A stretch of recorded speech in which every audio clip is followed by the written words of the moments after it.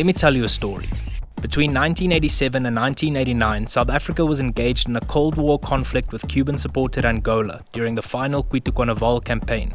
Operations Modular, Hooper, and Packer took place in the southeastern part of the country.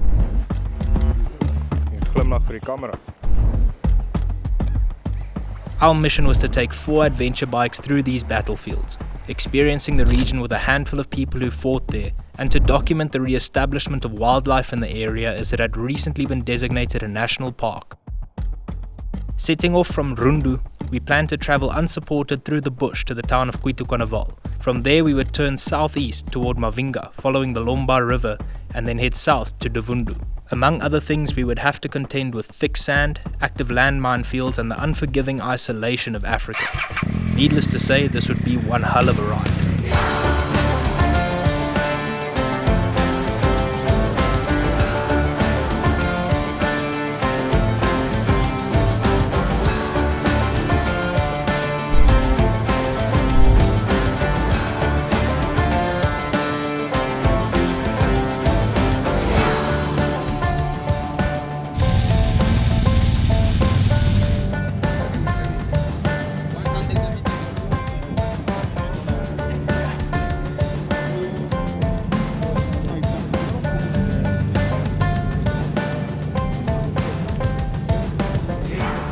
We exchanged our South African rands for Angolan kwanzas on the black market and hit the road to Kwartier Nature Reserve, owned by Stefan van Wyk.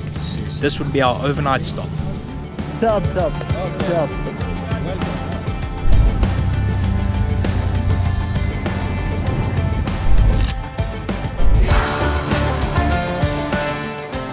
The change of scenery was immediate. The quality of roads declined and almost all traffic consisted of Chinese motorcycles. We were now in Angola.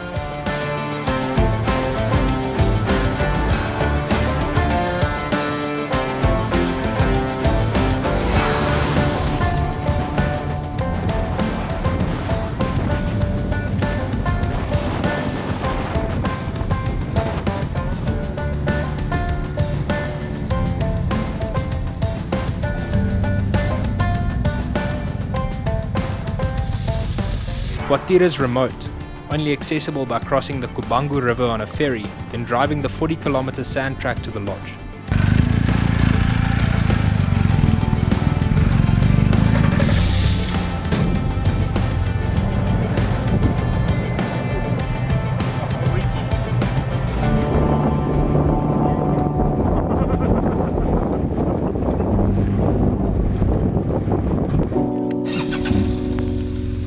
This turned out to be more difficult than expected. Fully fueled and loaded with luggage, the sand caught us off guard. We travel as light as possible, but supplies for a trip like this had the bikes weighing upward of 300 kilograms, making them more than a handful in sand this soft.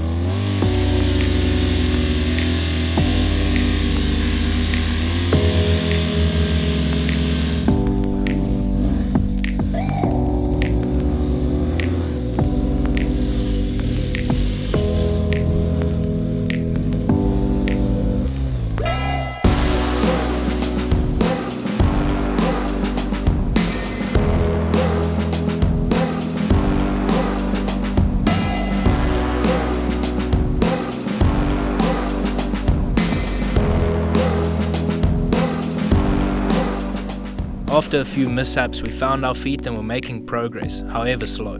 So slow, in fact, that by nightfall we were still 12 kilometers from Kwartier, which is far in this terrain. The secret to riding sand is to look as far ahead as you can and let the bike move underneath you. At night, however, you can only look as far as your headlight allows, which isn't very far at all. Coupled with a bumpy track and branches constantly trying to pull you off the bike, progress came to an abrupt halt. We decided to call it a night. However, Martin, Horst, Johan and Rudi soon caught us from behind. They would relay the message that we were stranded to Stefan, who sent a Land Cruiser to pick us up. We left the bikes in the bush. Whoever could ride all 4 of them out could honestly keep them. Our afternoon had shown us a few things. Firstly, the next 2 weeks were going to be hard work. Secondly, our predicted fuel range was greatly overestimated. We would only get about 150 kilometers on a tank and extra fuel, thus we would not make it through the bush to Quito. We spent 2 days at Kwartier formulating a plan and ended up putting together the best support crew Angola has ever seen. We would join Stefan, Martin, Horst, Johan and Rudi on a slightly different route through Menong to Kwitu, then through the bush to Mavinga, Luenge and Devundu.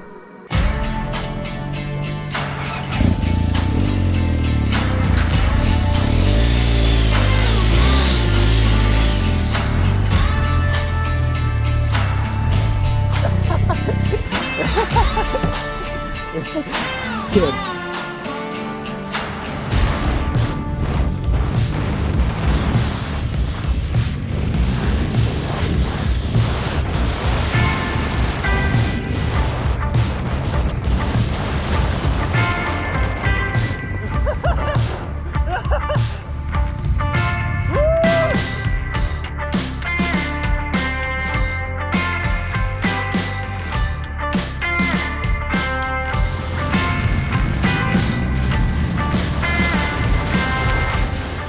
With our luggage loaded in the vehicles, we were free to catch some speed, which nearly cost us a pair of ankles.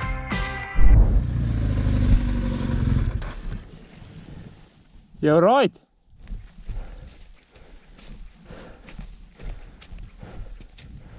Eish. Hier was het seer, hier.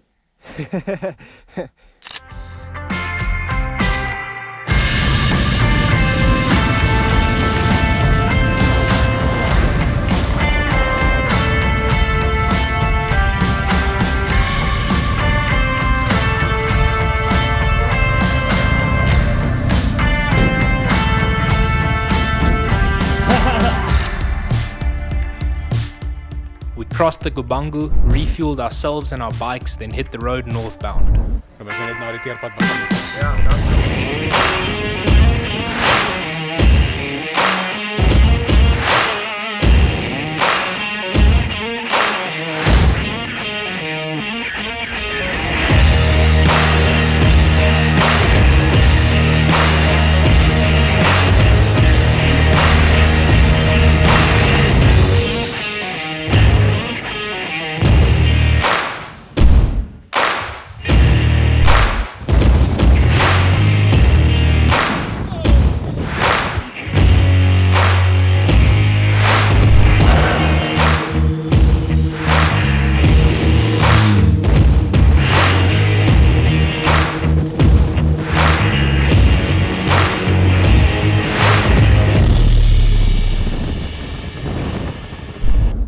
Upon arriving in Kwitu, the remnants of the war suddenly became more prevalent. This town, specifically the bridge over the river, saw some of the most heroic acts of the war. John welcomed the new bridge in the only way he knows how. We spent a few hours visiting wrecks around the outskirts of town. Wrecks filled with live ammunition that children wearing old clothes play on with bare feet. While living in extreme poverty, locals must contend with unexploded landmines and missiles on a day-to-day basis. Bye-bye.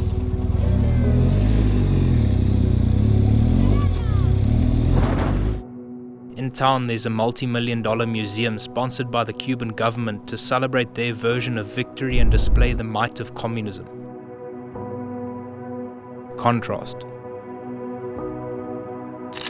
Contrast is everywhere in Angola. Super rich versus extreme poverty, dry desert versus almost tropical climates, extremely friendly people versus reminders of a war that lasted a lifetime seen everywhere. It's difficult to put into words, but I think it's a place that everyone should experience. If you ever come here, try to make somebody smile.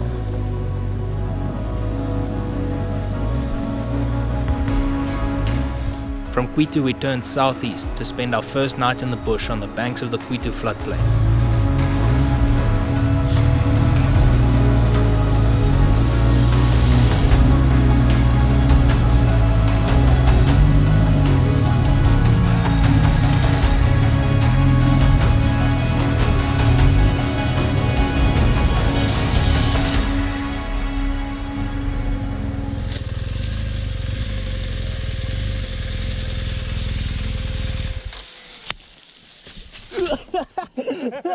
Jy het hom lekker vinnig so aangedrak hier.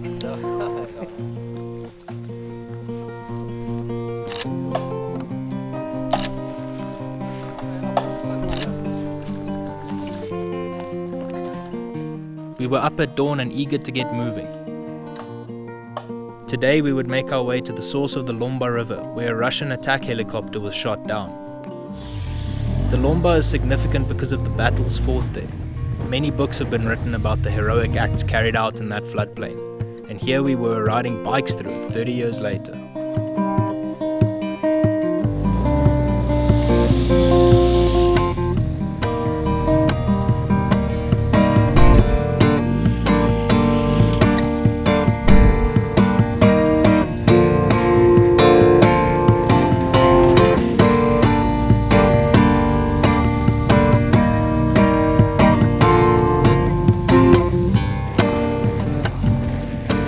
The sand was as soft as I've ever seen and progress was tough. Where the sand tracks got too soft, we headed straight through the bush, making quicker progress that way.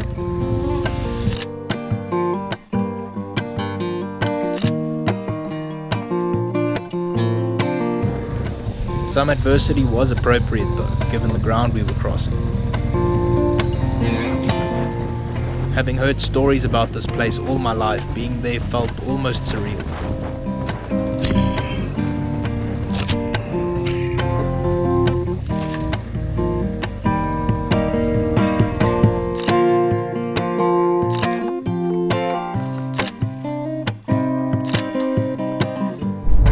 We made camp near the source and were promptly introduced to the mopani bee, a small, black, stingless insect that lives in mopani trees and makes a kind of honey. There are millions of them. They come to moisture and will creep into any open orifice they can. The only way to bear it is to cover up and wave them away with a stick. We were dirty, tired, and in high spirits. A day well spent.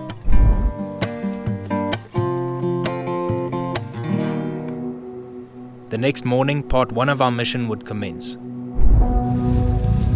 It was here that the battles of September 1987 and onwards occurred.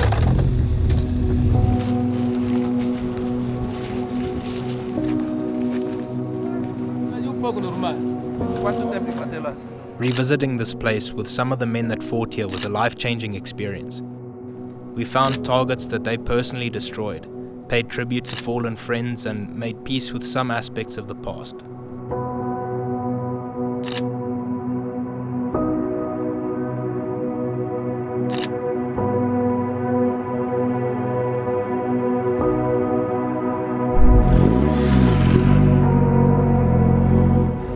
Some of the most intense fighting occurred on the 3rd of October, when 6-1 Mech effectively destroyed FAPLA's 47th Brigade.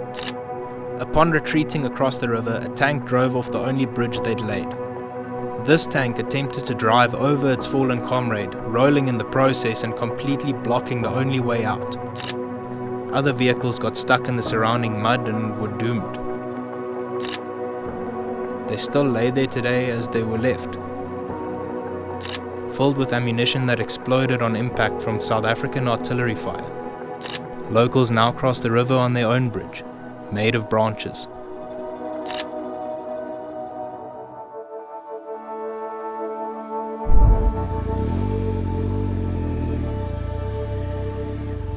Around lunchtime we received a distress call. Stefan had gone looking for a downed helicopter and gotten himself stuck in the process. Keen for some action, we were on our way. Johan was so keen, in fact, that he cut through a seemingly dry corner of the floodplain. This turned out to have a dry crust, which the vehicle broke through.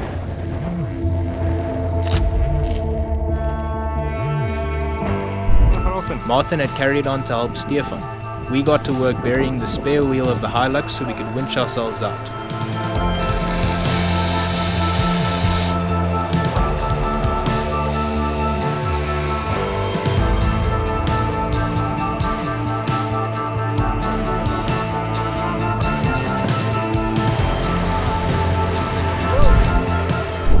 The problem was the mud was so soft that we were simply pulling the spare wheel out of the ground.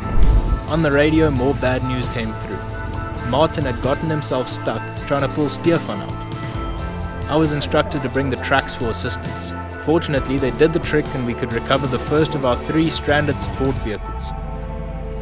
With the kinetic rope out and the sun setting, it was decided that speed and power was now the answer.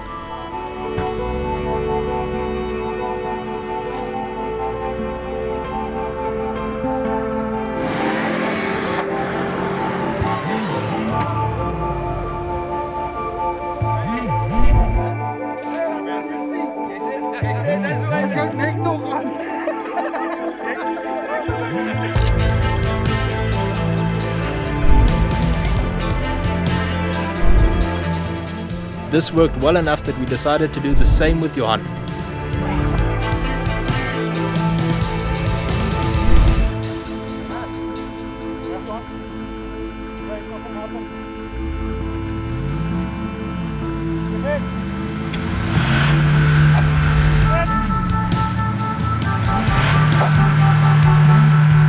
Pull by pull, we inched closer to the tree line, until the rope started to break.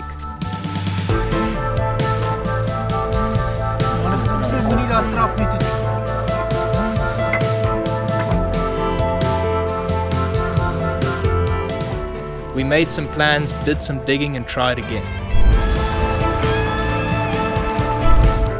However,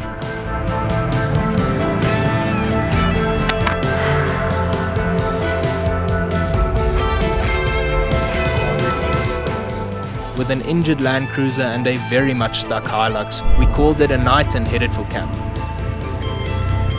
This fight would have to continue in the morning.